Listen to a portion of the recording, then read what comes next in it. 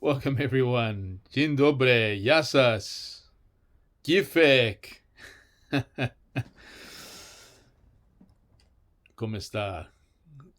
Friends, how are we? Today I'm just going to talk a little bit about myself because I realize there's the channel's slowly growing. It's been a while since I've actually put up an update on where I'm at in life and what's going on. 4 years ago, I did an interview, or I was interviewed by Eric Wilson, known as Melody Vivlon, back in November 2019. At that time, I was still one of Jehovah's Witnesses, active member. It was a few years prior to that. I was asking a lot of questions, having talked with elders, just on various topics. I used to sit with a elder probably once every fortnight, have a coffee with him, maybe even once a week at times. A really good man, very knowledgeable, just someone I could talk to. We talked a lot of stuff, and I'm sure I pushed the boundaries with him, but he was very gracious with his thoughts and understanding, and I didn't know where that was going. I wanted just to speak my mind. At the time, it was the Australian Royal Commission was going on, and I had a lot of things was just coming out. Maybe it was a build-up of 30 years of suppressing thoughts that needed to be, that were just coming forward. And to be honest with you, I'm very grateful to him. But I got to the point where I started to learn about God's grace and what it really looked like. And I was holding that back in because I was challenging some of my own beliefs as one of Jehovah's Witnesses at the time, that on eternal security, salvation, being a child of God. Is this it? Is this religion the one? Challenging all my, not all of them, but some of the things that I had question marks over, and especially the doctrine of 1914. I have no problems with being as one of Jehovah's Witnesses, by the way. I quite enjoyed my time as a witness. I was very zealous. I pioneered on and off for over the decades as a regular pioneer. I attended a couple of schools. And so my life as one of Jehovah's Witnesses wasn't a bad thing, honestly. I can't speak negatively about it in that regards. I challenged, though, some of its teachings, and some of its teachings I found to be wanting. So anyway, 2019 rolls around. I'm on holidays in Arizona, and you know what? I had this wanting to tell my story. In that, I knew once I did that, that I was going to be in trouble with the elders. I just knew it. I was already asking questions to people, and so some of the brothers and sisters were already standoffish. Not that, as one of Jehovah's Witnesses, not that anyone really cares until you say something, right? And then all of a sudden the red flags go up. So I did the video, and of course, it wasn't long after that where I was officially removed from the congregation and organization. I'm not mad at anyone. It is what it is. It was going to happen. I realized that once I did that video. The two brothers that came to my house, if you ever watch this video, guys, it's okay. I forgive you. I know you're just doing your thing. By being now no longer one of them, I have still got two older kids who are now adults, married, who don't talk to me. And I'm not, this by no means is this trying to play the victim or anything like that, or like I feel bad. No, not at all. They're adults. They're doing their thing, and I'm here for them whenever they want it. Grace and Caleb, if you're listening to this, you know I love you, and I'm here for you always. Keep doing what you're doing, okay? And so in saying that, for those that have joined the channel, though, I wanted to tell you a little bit about myself and what this channel's about. I started off once I did that interview with Eric, my first talk was on the heart, because as I was taught that the heart was wicked, and that we were wicked, inherently wicked from youth on, from baby on, right? That's part of the teachings. But then I come to realize, listening to other people and other believers, that that's not the case, especially in the grace community, that we actually have a new heart when you believe in Jesus Christ. You are born again and you receive a new heart, a new desires, as it were. You're a new creation, as Paul puts it. You have the indwelling spirit. And one thing I was really fascinated about was that Christ now indwells you. His spirit indwells you. And that was a mystery that Paul talks about, that was revealed to him, and he revealed it to those believers at the time. And so for us, that is the case. So that was something fascinating. This whole new birth experience was fascinating. Dead to the self, alive in the new spirit. So how would I describe this channel? Well, I asked somebody to tell me what they think. And so this is what they wrote, and I'm going to read it to you. Frank Pineris, this is reading verbatim. Frank Pineris is a former Jehovah's Witness who left the organization after discovering what he believed to be serious flaws in its teachings and practices. One of the key issues for him was the concept of God's grace, which he felt was not properly understood or taught by the witnesses. And I'll just add amongst other things. Okay, but according to Frank, the Jehovah's Witnesses emphasize the importance of good works and obedience to God's laws as a means of earning salvation. And let me add another point there. Okay, I'll add this one in. And also obedience to the governing body, as they are God's spokesman or Jesus' spokesman, whichever one they want to use at the time when they write an article. Going back to the paragraph.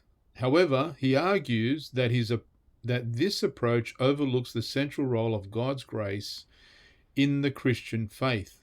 Frank believes that God's grace is an undeserved gift that God freely gives to all people, regardless of their actions or merit.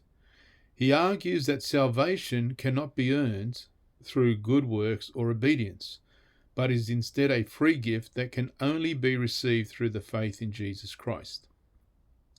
In his view, the Jehovah's Witness focus on good works and obedience, and let's say loyalty to the organization, creates a legalistic and judgmental culture that can be harmful to individuals' spiritual and emotional well-being. He encourages those who have experienced this kind of culture to seek out a deeper understanding of God's grace and to embrace the freedom and joy that comes from it. It's the best, guys, honestly. Overall, Frank is passionate about helping others to experience the love and grace of God in their lives. He uses his own story and insights to inspire and encourage others on their own spiritual journeys. That is completely what I'm about. I do offer insights into Jehovah's Witnesses and ex-Jehovah's Witnesses from time to time. I do that, yes. Am I a big advocate of that? No. I'm not a big, and I'll tell you why. I don't like Jehovah's Witnesses at all living in my head rent-free. I don't want them in my head. My space in my mind, I want it to be about Christ, love, God, grace, what's going on in my life, what's going on, how can I better myself as a man, as a spiritual man, as a believer, as a person that is living his life I have other children, I have a beautiful woman in my life. So all that I want to um, focus on that finances, right? Try and earn a living. They're the things that are important to me. My children, my other children who are Jehovah's Witnesses, if they ever want to reach out, I want to talk to them and be able to have that ability to speak with them. So that's where I think being a believer is the best thing, and especially when you see the assurance of your salvation, the benefits of being a child of God in its true light. I mean, that's the way I see it, okay? So I'm only giving it from my point of view. Because in this works-based salvation type thinking, I think we're missing out. I think those who believe that, believe that God's love is conditional, I don't know. That's just my view. I like the art of doing nothing. Does that make sense as a believer? It probably doesn't make sense to you if you're someone that's continually thinking that you've got to please God in some way to earn your salvation, or don't forget to say, your prayers, your daily forgiveness prayers. One of the topics I covered in a couple of small Bible study groups was this idea of once you're saved, you're always saved. Some call it eternal security, some call it the perseverance of saints, and it's a belief that once a person is or has truly accepted Jesus Christ, I've just written this down so I don't mess it up, as their Saviour, they can never lose their salvation, regardless of any subsequent actions and choices they make. Is that controversial amongst religious Christians? Oh, absolutely. If you could be in that room when I offered this, my scriptural explanation why I believe this passionately, my goodness, I spent, I think, 30 minutes delivering this topic and about 40 minutes answering questions. Heated. It got heated. And I'm talking about some were former Jehovah's Witnesses and some were just believers from different denominations. And it was interesting. So amongst religious people, it is not universally accepted, this idea that once you're saved, you're always saved. And for them, it contradicts their views on their teachings that God's love is conditional and that you can lose your salvation, that there needs to be ongoing repentance and loyalty and obedience to God's commands, whatever those commands may be. Okay, because you now have got to come up with these commands that you've got to live up to, and the works that you've got to keep doing to stay in good stead with God, and also the fear of falling away from the faith. Surely someone that doesn't live up to that can't be saved, can't be genuine, right? So people who don't believe that a person's salvation is guaranteed, and that it is possible for people to lose their salvation once they believe. And if they turn away from God or choose to live a life of sin, of course, you're going to lose your salvation. This is what they say, right? And they argue and argue and argue against this thought that once you are saved, you are always saved. And that can lead, their idea is it can lead to a sense of complacency and a license to sin amongst believers. But I argue against that, totally argue against that. If you believe in God's grace enough, if you understand that God's Spirit is indwelling you, and you think that you're more powerful than God's Spirit, I mean, seriously, this is what we're saying. We're saying that God, that's not enough. And then the secret that Paul revealed, the mystery, was that, hang on, Jesus' Spirit is in you as well.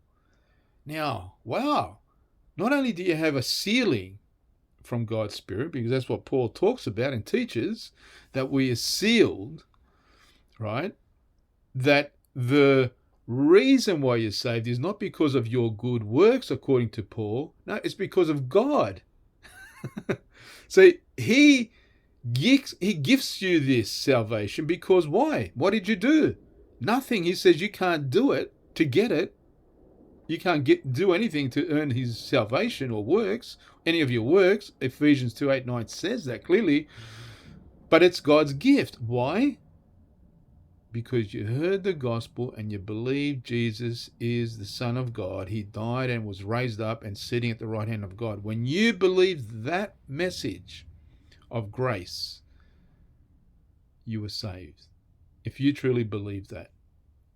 And that's it. You know, this is a person who understands God's character. When he says, I make this oath not with you, I make this oath with me, right? He makes it's his own word against his own word. He's not going to go back against his own word, is he? Paul tells us in Romans 8:38-39 that his love, no one can separate us from his love. Nothing. Angels, spirits, nothing underneath, nothing above, not even you as a created being can separate ourselves from God's love. It's impossible. It is totally impossible. So you can't be separated. You are sealed with the Holy Spirit. Jesus will never, ever, ever lose those that belong to him, according to him. That's why we are told he is our advocate. And it's very important to understand these ideas that is presented to us from the apostles and Jesus himself. So this is something that I'm believing totally, and this is what my channel is about, is to bring seasons of refreshment to a believer. You know, obviously you've got to do your own homework and believe the things that I'm saying, you know, back it all up by text. Now you can totally disagree, that's fine, and continue being burdened down by religiosity. You know, that's on you, it's not on me. And what I've learned, guys, is this, that is you and Jesus. What I found, you know, one of the things that troubled me in my past was my foundation wasn't laid on Christ. I thought it was, it wasn't. It was laid down on the watchtower. And so when I was asking questions and thinking about things, whatever, you know, felt shaky. I didn't know what to think. But once I could establish myself with Christ, and you know what? You know, people say, look at Christ, pattern your life after Christ. Well, hang on. We've got to remember this, guys. Okay? Jesus was under a law covenant. He was speaking words to people who were under a covenant. He wasn't getting them to try and break that covenant. He was trying to see how deadly that covenant was and why they needed a Messiah. You see, Paul calls it a covenant of death, ministry of death. This was the law covenant. And so when he when he gave the Sermon on the Mount, it is a killer sermon. It's not a sermon about, let's derive some principles from this and make it a Christian thing, right? No, he's telling these Jews who are under the law, do you really want to be under the law? Okay, this is what the law is about, guys. Do you know the Pharisees? Your righteousness needs to be better than the Pharisees. Right? All of a sudden, can you imagine you're sitting there going, okay, I mean, I didn't expect that. And then he ups the ante again and he says, oh, no, hang on. God is perfect, therefore you must be perfect. This is what the law was doing to them, right? And he was showing them how crazy this was, and you couldn't do it. He could do it. He was going to do it. He was going to take it to the cross and nail it to the cross or the stake. The disciples couldn't do it. They could not do it. You know, a lot of the teachings, he says, deny yourself. He says, go and sell all your belongings. Follow me. Yeah, these are all things that are the law. Things that if you want to really be his disciple as the Messiah, yeah, okay, do that. Not that he was expecting that, by the way. I don't think so. I think he was just trying to show people, if you're going to put all your faith and confidence in a law that is, as Paul calls it, a deathly law, a curse, you're going to have issues and you're going to have problems. And guess what religion does today, including Jehovah's Witnesses? They reintroduce laws as principles, and they have laws that you've got to obey. Their own laws. Oh, look what we're going to do in the future. Bang, these are the rules, these are the laws, this is what you must do, this is why we're going to kick you out, this is why you can stay in. Rules, policies. This isn't freedom. Sorry, it's not freedom. So true freedom comes in having Christ dwelling in you and being free to come under his yoke. I'm going to talk about Matthew 11, 28 and 30 down the track. I think it's a really interesting topic. I heard Eric do a critique there on JW. I do listen to some of these ex-JWs every now and then. As an observer, I hate the idea, guys, that we call ourselves, and don't do it, please don't do it, don't call yourself an ex-JW. It's degrading to me, like you put yourself down. As I said, don't let the past bother you. I know it's hard, especially if you're born into it. There might be even some issues there that you need to see a specialist and talk about your past and your life if you're now out of that religion, right? But hey, they've rejected us. Just move on. It's like working for a company that you no longer work for. Same thing. Okay. I'm going to go and work for BHP now. Stuff you guys. Who cares, right? Who cares? Honestly, who cares? When you have Jesus in your life, you're not so focused about them as opposed to your beautiful relationship. I mean, why do you want to flirt with Moses all the time? Why do people want to flirt with these religions, as if, it's like a bad lover. It keeps, just can't move on from their relationship. And I get it. Sometimes it hurts as, maybe there needs to be some wounds that need to be healed. Then go ahead and heal yourself. Find what it is that's disturbing you and get it healed, get it sorted, and move on with your life. That's my encouragement to you guys. So this is what I'm about. I'm about trying to talk the thing that will uplift you, the person, that will uplift you, that's Jesus. The gospel that will save you if you're not saved, that's Jesus. The grace that comes from coming to know God the Father and Jesus, right? Really, the whole book, the Bible, is Jesus. The challenge we have is that he's now living, right? He's living at the right hand of God, and he's the most powerful person in the universe. Now we've got to, in faith, have this relationship with this living Jesus. We can look at the past and see what he was like there, but he's not, he's the same person, don't get me wrong, right? Don't get me wrong at all. I'm not trying to differentiate, but now we've got to deal with Jesus, or learn to have that relationship with a living, breathing person in the spirit realm. And that's why he's in us, to help us have this relationship and to grow as a person. We are attached to him and the Spirit as well. So friends, just think about those sorts of things as you go about your day. I just wanted to give you guys, new guys, a bit of an update. So it's been 4 years since I've been out, as it were, or kicked out. Who cares? I'm enjoying my life. My life isn't, it's hard. I'm still working hard. I'm still providing and still doing all the things I would have been doing anyway. But now I have the freedom to speak, It's freedom to go to a different church. If I want to go to a meeting over here and go over there, I'll go. I've been into a Greek Orthodox. I've been into a Catholic. I've been into a Baptist.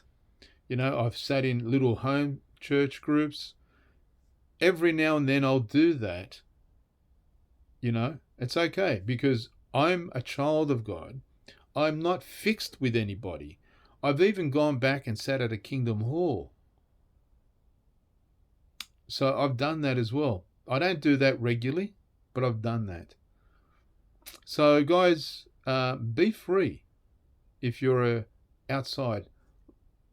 My encouragement is try and, if you're struggling with your past, try and move on with that. I mean, I know there's stages that people go through.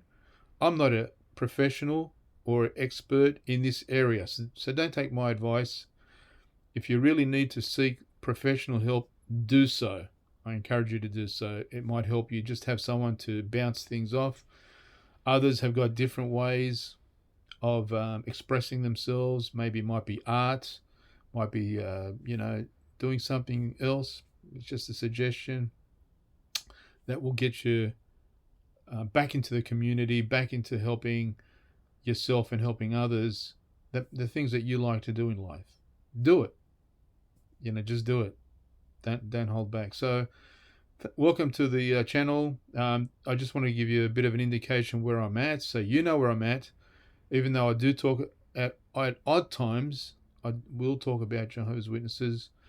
It's just inevitable through my content talking about grace. There's always a contrast between works and grace, right? And the one that I know about is for 30 years. I was at JW. 30 years is a long time. And I have a lot of insights within that group itself. Of course, I'm not here to expose the people. The people are very nice. Just like a lot of ex-JWs are very nice. There's no difference. It's a shame. It's a shame that there's a policy in place that separates one group from another. And it wasn't always like that, right? It wasn't always like that.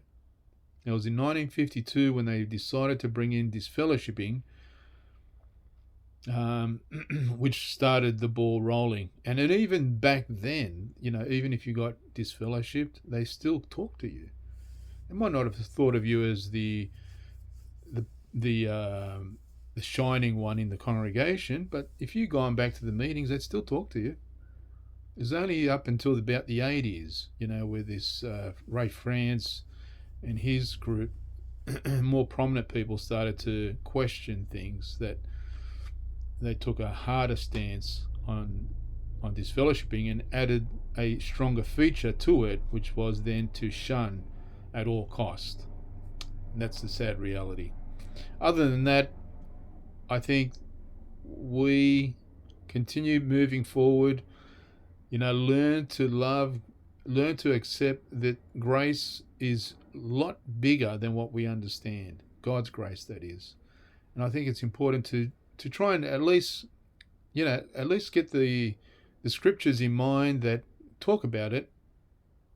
And you may not agree with it, but at least you can see the alternative arguments out there, because there are alternative arguments to a works-based, conditional-based type of situation where people are believing that. Thanks, guys. I don't want to hold you up any longer.